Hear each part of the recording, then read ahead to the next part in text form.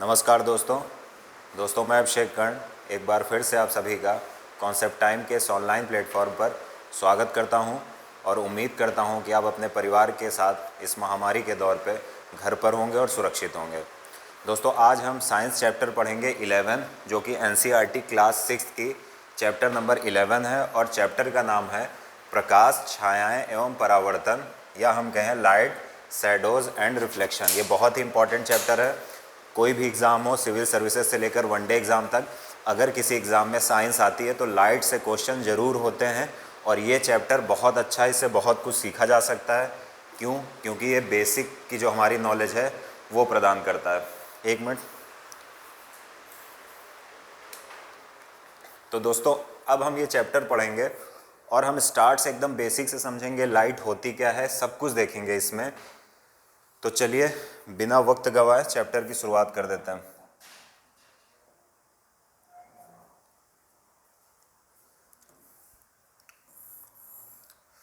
अब दोस्तों सबसे पहले जो हमें टॉपिक समझना है या हेडिंग समझनी है वो हमें समझना है कि प्रदीप्त पिंड या ल्यूमिनस ऑब्जेक्ट्स क्या होते हैं। बार बार हम पढ़ते हैं कि ये जो पदार्थ है ये बहुत ज़्यादा ल्यूमिनस है या प्रदीप्त है, तो हम समझेंगे आखिर ये होता क्या है। कह रहा है जो वस्तु स्वयं प्रकाश का उत्सर्जन करे, स्वयं प्रकाश का उत्सर्जन करती है, उन्हें प्रदीप्त पिंड कहते हैं। ऐसी वस्तुएं जो स्वयं प्रकाश का उत्सर्जन करती हैं उन्हें क्या कहते हैं? उन्हें हम कहते हैं प्रदीप्त पिंड या ल्यूमिनस ऑब्जेक्ट। जैसे सूर्य, हमने कल पढ़ा ज्योग्राफी में, हमने जो देखा था कि सूर्य क्या कर रहा है, हीट एंड लाइट का उत्सर्जन करता है। वैसे ही हम देखते हैं बल्ब लाइट का उत्सर्जन करता है, मोमबत्ती से प्रकाश होता है। और अब डेफिनेशन पढ़िए, जो वस्तु स्वयं प्रकाश का उत्सर्जन करती है उन्हें प्रदीप्त पिंड कहते हैं। यानी वो सारे ऑब्जेक्ट्स जो क्या करेंगे, जो लाइट को उत्सर्जित करेंगे उन्हें क्या कहेंगे? Luminous object. Next, non luminous object. यहीं से अंदाजा लग रहा है, जिन वस्तुओं के पास स्वयं का प्रकाश नहीं होता है, ऐसी वस्तुएं जिनके पास स्वयं का प्रकाश नहीं होता है और दूसरे के प्रकाश से चमकते हैं, उन्हें नॉन ल्यूमिनियस ऑब्जेक्ट्स या अदीप्त वस्तुएं कहते हैं। जैसे कल हमने पढ़ा कि जो ग्रह होते हैं वो सूर्य के प्रकाश से चमकते हैं, उपग्रह भी सूर्य के प्रकाश से चमकते हैं। तो ये ऐसे ऑब्जेक्ट्स हैं जो दूसरे के प्रकाश से चमकते हैं। तो ये हमने समझ लिया luminous objects and non luminous objects के बीच डिफरेंस। अब हम देखेंगे लाइट के बारे में, क्योंकि चैप्टर है लाइट, तो एक माइंड में ड्रॉ करना है ल्यूमिनियस और नॉन ल्यूमिनियस ऑब्जेक्ट्स क्या होते हैं, और उसके पश्चात हमको देखना है, अब टॉपिक पर आना है। और टॉपिक है प्रकाश की प्रकृति या नेचर ऑफ लाइट, कि आखिर ये प्रकाश होता क्या है। अगर हम प्रकाश की प्रकृति की बात करें तो प्रकाश का जो नेचर है, इस संदर्भ में कई थ्योरीज आती हैं, जिसमें से जो पहला सिद्धांत है वो प्रकाश का कणिका सिद्धांत है, जिसे हम पार्टिकल थ्योरी ऑफ लाइट बोलते हैं। अब ये है क्या, इसको समझिए। सबसे पहली बात, प्रकाश का जो कणिका सिद्धांत है, यहाँ कणिका से मतलब समझ आ रहा है हमको कण या कोई पार्टिकल। अब हम देखेंगे कि कणिका सिद्धांत आखिर प्रकाश का है क्या।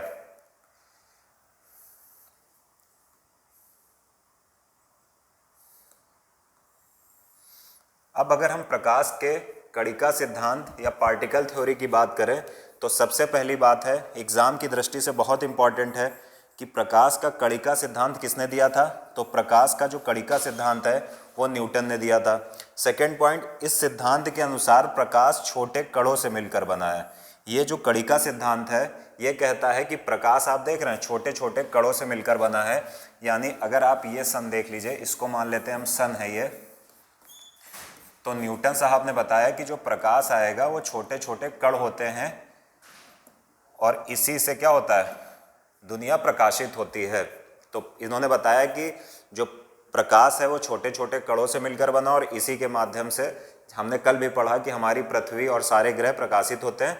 तो ये हमको याद क्या रखना है, पहली चीज़ कि न्यूटन ने दिया था पार्टिकल थ्योरी ऑफ लाइट या प्रकाश का कणिका सिद्धांत। दूसरा, ये भी इंपॉर्टेंट है, ये सिद्धांत यहीं से पता चल रहा है कि कण, कणिका से क्या, कणिका कैसे बना है, कण से मिलकर। तो इसका मतलब क्या हो रहा है कि प्रकाश छोटे कणों से बना है। तो ये न्यूटन ने सबसे पहले ये सिद्धांत दिया था। इसके आगे और भी सिद्धांत आएंगे, चलिए उनको देखते हैं। अब जो दूसरी थ्योरी आएगी लाइट से संदर्भित, तो उसको समझने का प्रयास करें तो दूसरा जो सिद्धांत था उसे हम बोलते हैं प्रकाश का तरंग सिद्धांत या वेव थ्योरी ऑफ लाइट। तो अब हम देखते हैं कि आखिर ये वेव थ्योरी ऑफ लाइट क्या है। तो ये सिद्धांत, पहली बात तो ये याद रखिएगा कि ये सिद्धांत, एक मिनट, प्रकाश का तरंग सिद्धांत क्या है, वेव थ्योरी ऑफ लाइट क्या है। पहली बात तो हमें ये याद रखना है, इम्पॉर्टेंट है, कि जो प्रकाश का तरंग सिद्धांत है ये हाइगेंस या हाइगेस नामक एक वैज्ञानिक ने दिया था। पहली चीज कि प्रकाश का तरंग सिद्धांत हाइगेस ने दिया था। दूसरी चीज इसमें क्या कह रहा है कि प्रकाश जो है विद्युत चुंबकीय तरंगे, इलेक्ट्रोमैग्नेटिक वेव्स होती हैं, इसलिए इन तरंगों के संचरण के लिए किसी माध्यम की आवश्यकता नहीं होती है। न्यूटन ने बताया कि प्रकाश किससे मिलकर बना है, कणों से मिलकर बना है। ये कह रहे हैं, हाइगेंस ने कहा कि प्रकाश कण नहीं है, प्रकाश क्या है, तरंगे हैं या वेव्स हैं जो सूर्य से ऐसे निकलती हैं और हमारी पृथ्वी पर आती हैं। तो हाइगेंस साहब ने ये बताया और कहा कि प्रकाश विद्युत चुंबकीय तरंगे, इलेक्ट्रोमैग्नेटिक वेव्स, आपको पता है कि इलेक्ट्रोमैग्नेटिक वेव्स वो होती हैं जिन्हें चलने के लिए किसी माध्यम की ज़रूरत नहीं होती है, यानी किसी मीडियम की ज़रूरत नहीं होती है, और वे चल सकती हैं बिना किसी माध्यम के। इसलिए अंतरिक्ष में जहाँ पर निर्वात होता है वहाँ पर केवल इलेक्ट्रोमैग्नेटिक वेव ही चल सकती हैं। तो सबसे बड़ी बात यही है कि प्रकाश जो है वो अंतरिक्ष से आता है, और प्रकाश इसलिए चल लेता है क्योंकि वो इलेक्ट्रोमैग्नेटिक वेव्स के फॉर्म में होता है, और अंतरिक्ष में ज़रूरी है चलने के लिए कि वहाँ पर क्या हो, तरंग इलेक्ट्रोमैग्नेटिक हो, ताकि वो निर्वात में सफ़र कर सके। तरंगे दो प्रकार की होती है, मैकेनिकल, नॉन मैकेनिकल। और मैकेनिकल में आपने पढ़ा होगा यांत्रिक में अनुदैर्ध्य तरंग, अनुप्रस्थ तरंग, जिनको चलने के लिए माध्यम की ज़रूरत होती है। साथ ही साथ जो नॉन मैकेनिकल वेव्स आती है उसमें इलेक्ट्रोमैग्नेटिक वेव्स आती है। तो ये हमने समझा, याद रखना है। सबसे पहले यह सिद्धांत हाइगेस ने दिया था, और हाइगेस ने क्या बताया, हाइगेस साहब ने बताया कि ये जो प्रकाश है ये क्या है। हाइगेस ने बताया कि ये जो प्रकाश है ये विद्युत चुंबकीय तरंग है, या विद्युत चुंबकीय तरंग के रूप में चलता है।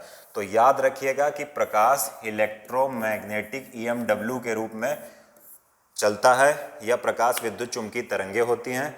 और विद्युत चुंबकीय तरंगे क्या होती हैं, ऐसी तरंगे जिनके चलने के लिए किसी माध्यम की ज़रूरत नहीं होती है, और वो निर्वात में भी चल सकती हैं। कहा गया आगे, इसलिए इन तरंगों के माध्यम के लिए किसी माध्यम की आवश्यकता नहीं होती, यानी इसलिए इन तरंगों के संचरण के लिए किसी माध्यम की आवश्यकता नहीं होती है। यह तरंगे, मैं बता चुका हूँ, निर्वात में भी चल सकती हैं। क्यों? क्योंकि इलेक्ट्रोमैग्नेटिक वेव्स हैं। आगे वेव्स वाले चैप्टर में हम विस्तार से इसको डिस्कशन करेंगे।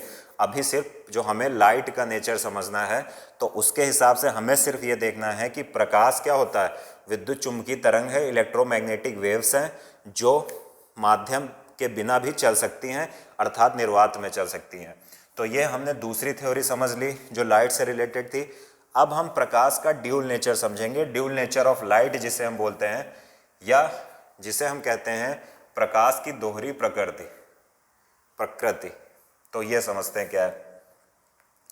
न्यूटन ने बताया कि प्रकाश कणों से मिलकर बना है, कण के रूप में प्रकाश होता है। हाइगेस ने बताया कि प्रकाश जो है वो इलेक्ट्रोमैग्नेटिक वेव्स है।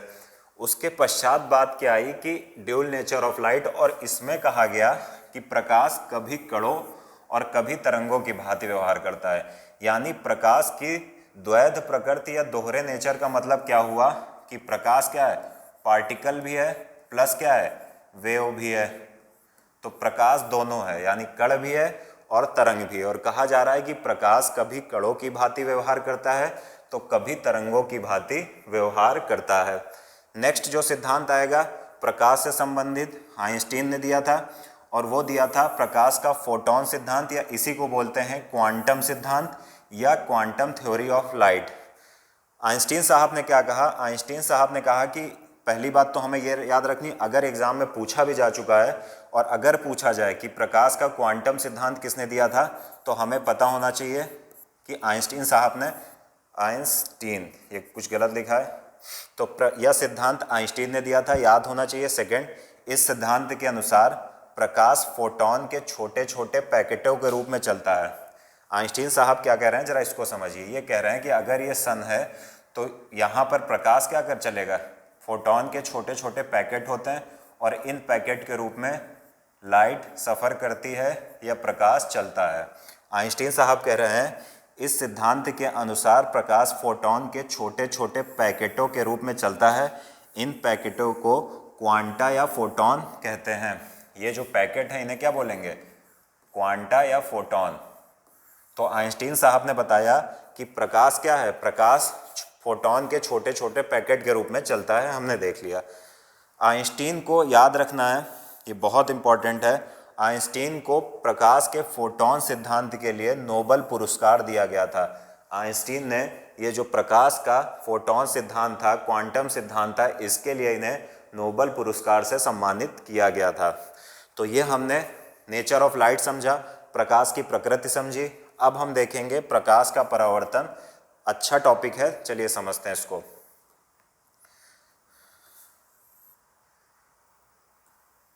यानी अब हमें समझना है कि प्रकाश का परावर्तन क्या होता है, रिफ्लेक्शन ऑफ लाइट क्या होता है। तो अब हम देखेंगे कि प्रकाश का परावर्तन समझने का प्रयास करेंगे। ऐसा कलर लेते हैं जो इसमें पहले से उपलब्ध ना हो। अब हमें देखना है प्रकाश का परावर्तन या रिफ्लेक्शन ऑफ लाइट। तो सबसे पहला अगर हम देखें तो कह रहा है प्रकाश सरल रेखा में गमन करता है, यानी प्रकाश एक सरल रेखा में चलता है। हमने देखा ये प्रकाश आ रहा है सरल रेखा में आ रहा है। नेक्स्ट पॉइंट, प्रकाश मार्ग में पड़ने वाले अवरोध से टकराकर पुनः वापस अपने मार्ग पर लौट जाता है। प्रकाश आया, अवरोध से टकराया और अपने मार्ग पर वापस लौट गया। ठीक है। नेक्स्ट पॉइंट, थोड़ा सा इसको ऊपर कर लेते हैं।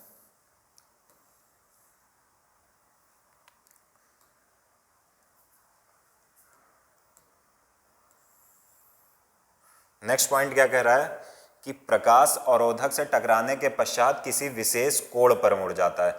आपने देखा प्रकाश आया, टकराया और ये एक विशेष कोण पर मुड़ गया, ये विशेष कोण बन गया। ठीक है ना। प्रकाश के इस गुण को प्रकाश का परावर्तन या रिफ्लेक्शन ऑफ लाइट कहते हैं।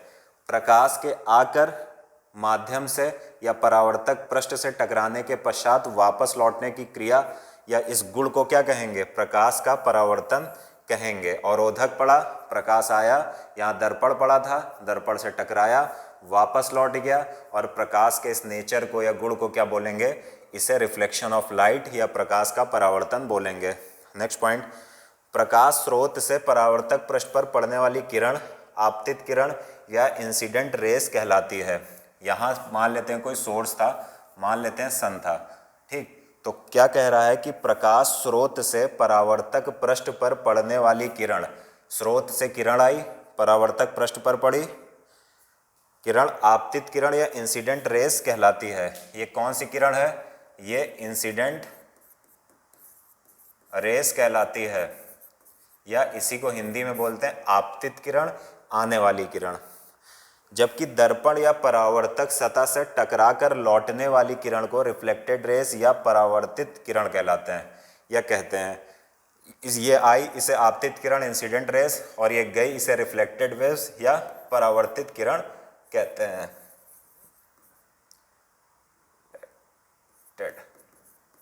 रेज, ठीक है ना। ये सारी चीज़ें कह रहा है और ये जानना ज़रूरी है क्योंकि एग्जाम्स में सारी चीज़ें पूछी जाती हैं और नॉर्मल जीवन में भी ये सब समझना ज़रूरी होता है। अब यहाँ पर देखिए क्या कह रहा है कि आपतित किरण और अभिलंब के मध्य का कोण आपतन कोण कहलाता है, एंगल ऑफ इंसिडेंस कहलाता है। यानी कि अगर चलिए यहीं पर बना लेते हैं उसको, ये कह रहा है कि आपतित किरण और अभिलंब के बीच के कोण को आपतन कोण कहते हैं। ये कोई क्या आई थी, ये प्रकाश आया, टकराया, वापस गया। ठीक है। अब ये जो कोण बना, ये कोण, ठीक है ना, अगर हम इस पर एक अभिलंब या एक्सिस ड्रॉ करें, ऐसे सीधा कोई लंब ड्रॉ करें, हमने इस पे एक अभिलंब ड्रॉ कर लिया, एक एक्सिस 90 डिग्री पर ड्रॉ कर लिया, इसके और आपतित किरण के बीच का जो कोण होगा, ठीक है ना, हमने एक कोण बनाया इस अभिलंब और आपतित किरण के बीच में, और ये कोण क्या कहलाएगा, ये आपतन कोण कहलाएगा। और साथ ही साथ इस अभिलंब और परावर्तित किरण के बीच का जो कोण है वो क्या कहलाएगा, वो परावर्तन कोण कहलाएगा। आपतन कोण को I से डिनोट करते हैं, परावर्तन कोण को R से करते हैं। याद रखिएगा, आगे समझेंगे बराबर क्यों लिखा है। तो ये समझ लीजिए, अभिलंब खींचना जरूरी है। आपतित किरण आएगी, इंसिडेंट रेज आएगी, दर्पण से मिरर से टकरा कर वापस होगी, रिफ्लेक्टेड रेज कहलाएगी।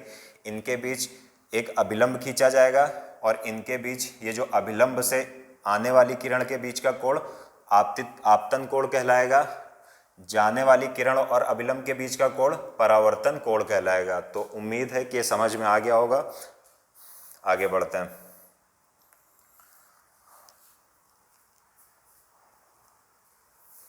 तो ये हम देख चुके हैं कि परावर्तित किरण और अभिलंब के मध्य का कोण आपतन कोण angle of reflection, angle of incidence कहलाता है। ये चीज़ें हमने देख ली हैं।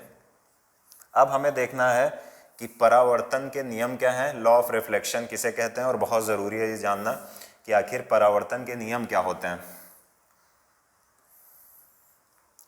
सबसे पहले जो हमें जानना है वो कह रहा है, पहले एक डायग्राम, पीछे नहीं जाते हैं, डायग्राम यहीं पर ड्रॉ कर लेते हैं। ये आपतित किरण है, ठीक है, ये परावर्तित किरण है, ये पूरा कोण है। उसके साथ ही साथ ये अगर हम एक्सिस बना लें 90 डिग्री पर तो ये हो गया। और ये जो एंगल बन रहा है हमारा, ये एंगल, इसको आपतन कोण, एंगल ऑफ इंसिडेंस बोलते हैं। इसे I से डिनोट कर रहे हैं। और जो दूसरा एंगल बन रहा है इसे परावर्तन कोण बोलते हैं, इसे R से डिनोट करते हैं। अब सारी बातें आपको समझ में आ जाएंगी। तो देखिए, पहला पॉइंट क्या कह रहा है, लॉ ऑफ रिफ्लेक्शन या परावर्तन के नियम में पहला पॉइंट कहता है कि आपतित किरण, परावर्तित किरण एवं अभिलंब या एक्सिस तीनों एक ही बिंदु पर होते हैं।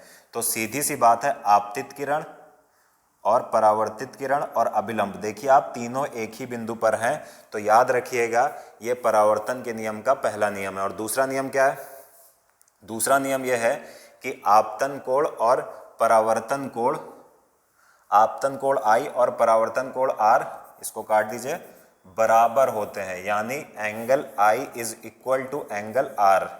ये क्या है, परावर्तन का नियम है। ये कोण जो आपतित किरण और एक्सिस के बीच बन रहा है, और ये कोण जो क्या हो रहा है, परावर्तित किरण और एक्सिस के बीच बन रहा है, ये दोनों कोण अलग अलग एक दूसरे के बराबर होंगे। तो ये हमने समझा कि परावर्तन के नियम क्या हैं, इंपॉर्टेंट है, एग्जाम्स में पूछा जा चुका है, सारे एग्जाम्स में ध्यान रखिएगा।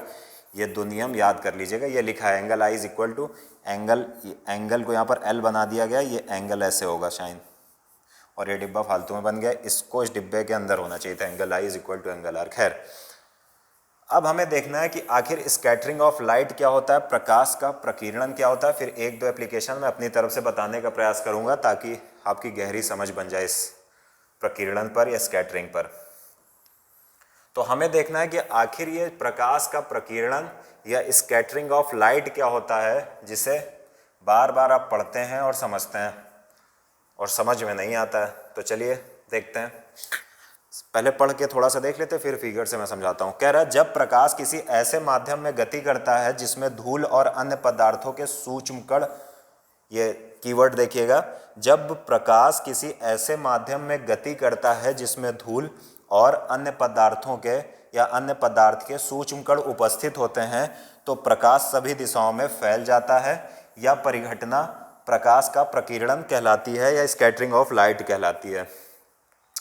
इस डायग्राम से थोड़ा सा समझाऊंगा इससे भी, लेकिन उससे पहले थोड़ा सा स्कैटरिंग को बहुत आराम से समझा जा सकता है। एक मैं अपने आप से डायग्राम बना रहा हूँ, इसको समझने का प्रयास करिए।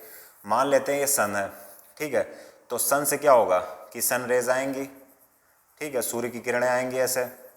और यहाँ पर हमें पता है कि हमारा जो वायुमंडल है उसमें गैस, डस्ट, वेपर होती है। तो सीधे से मान लेते हैं कि डस्ट के छोटे छोटे कण हैं,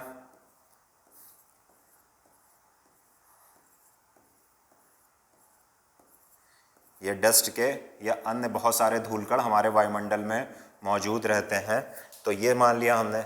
अब जब प्रकाश की किरण आएगी तो आकर एक डस्ट से टकराई और इससे टकराई तो बदल जाएगी उसकी दिशा, फिर इससे टकराएगी, फिर इससे टकरा गई, फिर इससे टकरा गई, फिर ये इससे टकराया, इससे टकराया, ऐसे दूसरी किरण आई, इससे टकराई, इससे टकराई, ऐसे टकरा गई, से तीसरी किरण अगर प्रकाश की हम ले लें कि तीसरी किरण आई, तो मान लेते हैं ऐसे बहुत सारी किरणें आ रही हैं और ये सारी क्या होंगी, धूल कणों से टकराकर क्या करेंगी, देख रहे हो आप, बिखर रही हैं।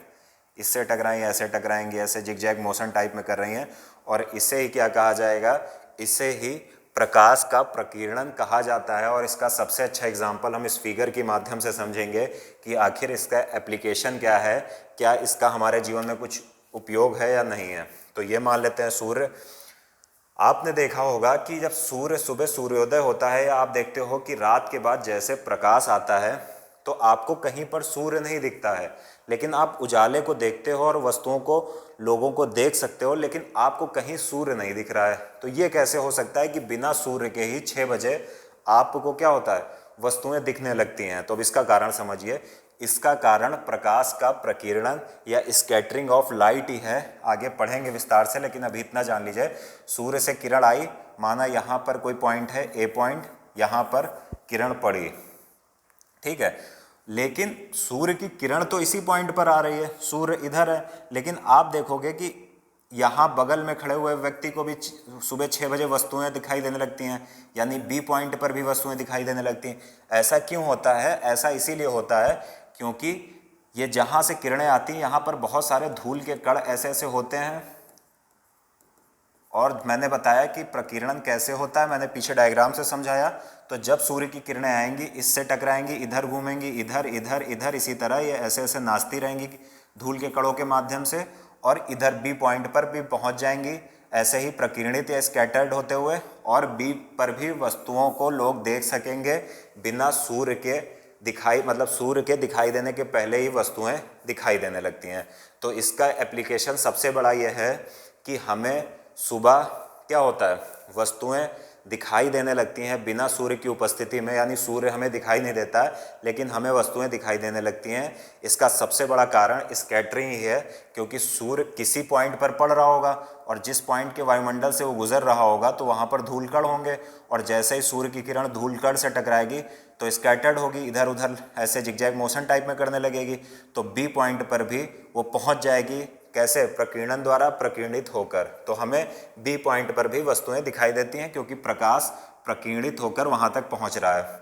ऐसे ही आपने देखा होगा कि रात जब सूर्यास्त होता है, इसका एक और एप्लीकेशन है कि सूर्य अस्त हो जाता है, सूर्य हमें शाम को नहीं दिखाई देता लेकिन फिर भी प्रकाश बना रहता है। इसका कारण क्या है? इसका भी यही कारण है कि जब सूर्यास्त हो जाता है तो सूर्यास्त, मान लिया यहाँ से सूर्यास्त हो गया, लेकिन कहीं ना तो कहीं सूर्य धीरे धीरे अस्त हो रहा होगा, तो कहीं ना कहीं सूर्य की किरण पड़ रही होगी, और जहाँ पड़ रही होगी वहाँ के वायुमंडल में धूलकण होंगे, और अगर वायुमंडल में धूलकण होंगे तो जो सूर्य की किरण किसी दूसरे क्षेत्र पर पड़ रही होगी वो प्रकीर्णित होगी, और अगर सूर्य की किरण प्रकीर्णित होगी तो इस पॉइंट पर भी आएगी। इसीलिए सूर्यास्त के बाद भी अचानक से अंधेरा नहीं होता है, प्रकाश धीरे धीरे पहुंचता रहता है। तो ये समझना ज़रूरी था, और एप्लीकेशन मैंने अपनी तरफ से जोड़ दिया है ताकि ये एक डिफिनीशन वाली आपकी समझ ना हो, बल्कि एक अच्छी समझ बने और हमेशा के लिए याद हो जाए ये चीज़ें। चलिए अब हम देखेंगे, थोड़ा सा हम पढ़ेंगे मिरर के बारे में या दर्पण के बारे में, क्योंकि लाइट बिना मिरर के कंप्लीट ही नहीं होती है, क्योंकि मिरर जो होता है वो परावर्तक पृष्ठ का काम करता है। अब सबसे पहले हम जानेंगे कि आखिर यह दर्पण या मिरर होता क्या है। तो कह रहा है वह चिकना एवं पॉलिशदार तल जिस पर पड़ने वाले प्रकाश का अधिकांश भाग किसी निश्चित दिशा में परावर्तित हो जाता है, दर्पण कहलाता है। कोई ऐसे पृष्ठ है, उस पर प्रकाश पड़ा और परावर्तित हो गया, और यही क्या कहलाएगा? दर्पण कहला देगा। फिर पढ़िए, वह चिकना एवं पॉलिशदार तल, ये चिकना था और पीछे इसकी सिल्वर या मरकरी की पॉलिश की जाती है। तो चिकना एवं पॉलिशदार तल जिस पर पड़ने वाले प्रकाश का अधिकांश भाग किसी निश्चित दिशा में परावर्तित हो जाता है। निश्चित दिशा में परावर्तित हो गया, क्या कहलाता है? दर्पण कहलाता है। पहली चीज इंपॉर्टेंट, दर्पण मुख्यतः 2 प्रकार के होते हैं। यहाँ पर कह रहा है कि मिरर जो होते हैं, we can divide mirrors into 2 parts, first is plane mirror and second is spherical mirror. यानी हम दर्पण को 2 भागों में डिवाइड कर सकते हैं, समतल दर्पण और गोलीय दर्पण, ठीक है ना। तो हम मिरर को 2 भागों में डिवाइड करते हैं, समतल और गोलीय। अब अलग अलग हम समझेंगे कि ये आखिर समतल और गोलीय दर्पण होते क्या हैं। तो अगर सबसे पहले हम समतल दर्पण या प्लेन मिरर की बात करें तो कह रहा है कि यदि परावर्तक पृष्ठ यानी किरण आई, टकराई और वापस हो गई, तो जिससे टकरा कर वापस हो रही उसको परावर्तक पृष्ठ बोलेंगे, अथवा सतह समतल हो तो उसे समतल दर्पण कहा जाता है। उदाहरण दर्पण, इस दर्पण की दूसरी सतह पर चांदी या पारे का लेप होता है। कह रहा है कि अगर कोई परावर्तक पृष्ठ अथवा सतह, जैसे कोई शीशा है या कोई दर्पण है, उस पर कोई किरण पड़ रही है और परावर्तित हो रही है, और ये कैसा हो, ये जो दर्पण है ये समतल हो, तो इसे हम क्या बोलेंगे, इसे हम बोलेंगे समतल दर्पण, ठीक है ना। और कहा गया इस दर्पण की दूसरी सतह पर चांदी अथवा पारे का लेप होता है। इसका एग्जाम्पल जो हम दर्पण यूज़ करते हैं घर में अपना चेहरा देखने के लिए, वो ले सकते हैं। और उस दर्पण की अगर आप दूसरी साइड देखोगे तो उसमें सिल्वर या मरकरी का लेप होता है, सिल्वर या पारे का मरकरी का लेप होता है। तो ये कौन सा हो गया, प्लेन मिरर हो गया। लेकिन जो ज़्यादा इंपॉर्टेंस है जिसका लाइट चैप्टर में, वो हमें स्पेरिकल दर्पण में देखना पड़ेगा, क्योंकि वहाँ कॉन्क्लेव और कॉन्वेक्स मिरर की बात होगी, ठीक है, तो हमें वो देखना है। खैर उसके पहले हम क्या देखेंगे, समतल दर्पण द्वारा बने प्रतिबिंब के गुणधर्म या properties of image formed by plane mirror. जो हम समतल दर्पण देखते हैं जिसमें हम अपना चेहरा देखते हैं, उसकी कुछ प्रॉपर्टीज़ देखना है। और ये बहुत इंपॉर्टेंट है क्योंकि एग्जाम्स में डायरेक्ट पूछा जाता है कि जो इसका प्रतिबिंब बनता है वो कैसा बनता है। तो चलिए देखते हैं। पहला पॉइंट कि समतल दर्पण से जो प्रतिबिंब बनता है वो आभासी होता है, वर्चुअल होता है और सीधा होता है, ठीक है ना। हमारा जो भी प्रतिबिंब बनता है वो कैसा होगा, पहली बात तो आभासी होगा। अगर आप देख रहे हो कि मिरर में हमारा प्रतिबिंब बन रहा है तो आभासी होगा। दूसरी बात, वो सीधा होगा। कभी भी आप अगर प्रतिबिंब देखोगे तो आप क्या देखोगे कि प्रतिबिंब आप जब भी देखोगे मिरर में तो आप देखोगे वो सीधा बनता है, बिल्कुल ऐसा नहीं कि उल्टा बन रहा, पैर सिर नीचे पैर ऊपर। तो आप देखोगे आप सीधे खड़े हो तो वो सीधा बनेगा, पहला पॉइंट। दूसरा पॉइंट कह रहा है प्रतिबिंब का आकार जो होता है वस्तु के आकार के बराबर होता है। यानी जो हम मिरर का यूज़ करते हैं उसमें जो प्रतिबिंब का आकार होता है वो हमारे आकार का होता है या ऑब्जेक्ट के आकार का होगा या होता है।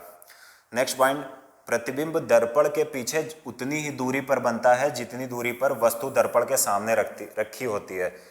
दर्पण के सामने जितनी दूर आप खड़े होगे या ऑब्जेक्ट रखा होगा, प्रतिबिंब उतनी ही पीछे दर्पण में आपको दिखाई देगा।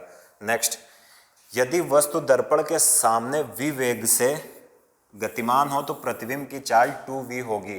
कभी भी आप दर्पण के सामने ऐसे सामने रखो और चल के देखो तो आप जिस चाल से चल रहे होगे प्रतिबिंब आपका दर्पण में उसकी दोगुनी चाल से आपको चलता हुआ दिखाई देगा। आप घर पे भी इसकी प्रैक्टिकल कर सकते हो इसका। नेक्स्ट पॉइंट, किसी वस्तु का प्रतिबिंब देखने के लिए दर्पण की ऊंचाई जो है वस्तु की ऊंचाई की आधी होनी चाहिए।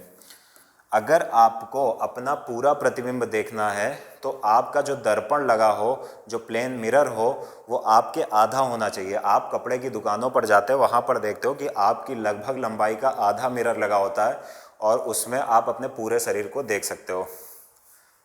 नेक्स्ट पॉइंट, वस्तु के प्रतिबिंब में वस्तु का दायां भाग बाईं ओर, ये और होगा, वस्तु का दायां भाग बाईं, ये नहीं सही है, और बायां भाग दाईं ओर दिखाई पड़ता है। इसे पार्श्व परावर्तित प्रतिबिंब या लैटरल इनवर्स इमेज कहते हैं। कह रहा है कि वस्तु के प्रतिबिंब में वस्तु का दायां भाग, यानी आप कभी भी खड़े होगे तो आपका जो दायां भाग होगा वो प्लेन मिरर में या समतल दर्पण में बायां भाग दिखाई देगा, और जो बायां भाग होगा वो समतल दर्पण में दायां भाग दिखाई देगा। आप हाथ उठा के देखोगे, जब आप हाथ ऐसे सामने खड़े होगे, दायां हाथ उठाओगे तो आप देखोगे मिरर में आपका बायां हाथ उठाई देगा या उठेगा। तो इसे क्या कहते हैं, इसे लैटरल इनवर्स इमेजेस कहते हैं या पार्श्व परावर्तित प्रतिबिंब कहते हैं। तो ये हमने देख लिया, ये याद रखिएगा विस्तार से कि समतल दर्पण में जो प्रतिबिंब बनता है उसकी विशेषताएं क्या है। अब हम देखेंगे गोली दर्पण। इसे आगे की क्लास में और विस्तार से पढ़ेंगे, गोली दर्पण को, स्पेरिकल मिरर को, लेकिन अभी जो देखना है चलिए उसको देखते हैं। ये थोड़ा ध्यान दे के पढ़िएगा क्योंकि अगर अभी आपने नहीं समझा तो जैसे जैसे हम आगे बढ़ते जाएंगे आपको समझ में नहीं आएगा। कह रहा है गोली दर्पण क्या होता है, ऐसा दर्पण जिसकी परावर्तक सतह गोली हो, ये परिवर्तन लिखा है यहाँ पर, परावर्तक होगा, परावर्तक सतह गोली हो, उसे क्या कहते हैं, गोली दर्पण कहते हैं। ऐसा दर्पण जिसकी क्या हो, जिसकी परावर्तक सतह जो हो वो गोली हो। जैसे आप देखते हो कि कोई ऐसा दर्पण जिसकी सतह कैसे हो, गोल हो, तो क्या होगा, ये गोली बन रही है ना, तो ये क्या हो जाएगा, ये हो जाएगा गोली दर्पण या स्फेरिकल मिरर। कह रहा ऐसा दर्पण जिसकी परावर्तक सतह गोली हो उसे गोली दर्पण कहते हैं। गोली दर्पण सामान्यतः कांच के टुकड़े पर चांदी का लेप करके बनाई जाती है। मान लेते हैं ये कोई गोली दर्पण है, तो इस पर इस साइड चांदी का लेप करके बना दिया जाएगा, दूसरी साइड चांदी का लेप करके बनाया जाता है। गोली दर्पण सामान्यतः दो प्रकार के होते हैं, और ये दो प्रकार कौन से होते हैं, चलिए इनको समझते हैं। सबसे पहले कॉनकेव होगा, कॉनकेव मिरर या अवतल दर्पण। तो अवतल दर्पण या कॉनकेव मिरर क्या होता है, इसको समझते हैं। ऐसा दर्पण जिसका परावर्तक पृष्ठ अंदर की ओर झुका हो, परावर्तक पृष्ठ आप देख रहे हो अंदर की ओर, ये आपको झुका दिखाई दे रहा, अंदर की तरफ झुका हुआ है, बाहर की तरफ उभरा हुआ है, बाहर की तरफ गोली है, यही कह रहा।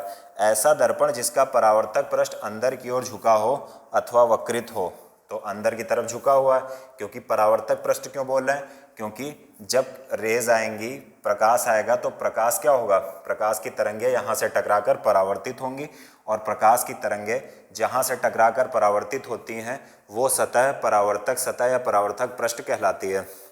यही यहाँ पर कह रहा है, ऐसा दर्पण जिसका परावर्तक पृष्ठ अंदर की ओर झुका हो अथवा वक्रित हो वो क्या कहलाएगा, अवतल दर्पण या कॉनकेव मिरर कहलाता है। इसका बाहरी भाग लेपित या पॉलिश्ड होता है। ये देख रहे हो आप, यहाँ पर पॉलिश दिखाई दे रही है, तो ये कैसा है, पॉलिश्ड है, ठीक है। तो ये कौन सा हो गया, अवतल दर्पण या कॉनकेव मिरर। और इसका उपयोग क्या होता है, डॉक्टरों द्वारा दांत, नाक, कान आदि का बड़ा प्रतिबिंब देखने के लिए। डॉक्टर जब आप जाते हो, आपके दांत में कोई प्रॉब्लम होती है, नाक में, तो उसमें जो मिरर का यूज़ करते हैं वो किस मिरर का यूज़ करते हैं ताकि प्रतिबिंब बड़ा दिखे, कॉनकेव मिरर का। और शेविंग दर्पण, शेविंग जो ग्लास होता है, शेविंग मिरर सॉरी जो होता है, वो कैसा होता है, उससे आपको बहुत बड़ा चेहरा दिखता है ताकि आराम से शेविंग की जा सके और किसी भी प्रकार से आपके चेहरे पर कोई कट ना सके और ब्लड ना आ सके। तो याद रखिएगा, कॉनकेव इसी को बोलते हैं। नेक्स्ट जो हमें देखना है, इसका जो दूसरा प्रकार है, और ये एप्लीकेशन बहुत पूछे जाते हैं कि शेविंग दर्पण कॉनकेव मिरर होता है, तो ये सब याद रखिएगा कि जब बड़ा चित्र देखना हो कॉनकेव मिरर का यूज़ करते हैं। यूज़ कौन करता है, डॉक्टर, दांत, नाक, कान आदि का बड़ा प्रतिबिंब देखने के लिए। दूसरा शेविंग दर्पण में, तो ये सारा याद रखिएगा। अब दूसरा हम देखेंगे कि कॉन्वेक्स मिरर क्या होता है या उत्तल दर्पण क्या होता है। चलिए इसको समझने का प्रयास करें कि आखिर उत्तल दर्पण क्या होता है। तो अगर एकदम आसान से उत्तल, जैसे आपने नाम से पढ़ा उत्तल, तो इसको अगर हम थोड़ा सा समझे, उभरा हुआ, ऊ से ऊ मिला दीजिए और समझ में आ जाएगा, क्योंकि इसमें बहुत ज़्यादा कन्फ्यूज़न है इसमें कि कौन सा कॉनकेव होता है, कौन सा कॉन्वेक्स होता है, कौन सा उत्तल, कौन सा अवतल होता है। तो उत्तल मतलब उभरा हुआ, यानी जो भी उभरी हुई परावर्तक पृष्ठ होगी, परावर्तक सतह होगी, वो कौन सा दर्पण होगा, उत्तल दर्पण या कॉन्वेक्स मिरर होगा। इसे हम और एक एग्जाम्पल के माध्यम से समझ सकते हैं। जैसे ये कोई मिरर है और इसे अगर हम बीच से काट दें ऐसे, तो उभरी हुई सतह ये हो गई, तो ये हो गया कौन सा, उत्तल, और इधर वाला जो पार्ट हो गया ये हो गया कॉनकेव या अवतल,